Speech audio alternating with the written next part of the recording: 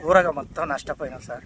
మొత్తం దగ్గర దగ్గర 10 ఎకరాల పొలం ఆగమాగం అయిపోయినాం. రైతుని ఆదుకుంటూ దిక్కే లేదు ఇక్కడ. మొత్తం నా పేరు జంగి సత్తే, నాది కూడా పోయింది. నాది కూడా 8 ఎకరాలు 8 ఎకరాలు మొత్తం ప్రభుత్వాన్ని కోరుతున్నాం. మాకు నష్టపరిహారం ఇవ్వాలని మేము కోరుతున్నాం. అలా దయ, ప్రభుత్వం దయ. యాదవ్ మొత్తం మీద నేను సంపాదించింది 8 ఎకరాలు మొత్తం పోయింది. ఏడ్చి సత్యకాలం ఉంది, రుణమాఫీ కాలేదు, ఏం కాలేదు. ఎక్కడ ఫిర్యాదు అయినా కానీ ఎవ్వరు పట్టించుకుంటలేరు మా రైతుల. మొత్తం మీద ఇన్ని 4-5 బోర్లు వేస్తే నీళ్ళు వాళ్ళే, సుక్క వాళ్ళే, తాడు తెగినాం. మొత్తం 8 ఎకరాలు మొత్తం పోయింది.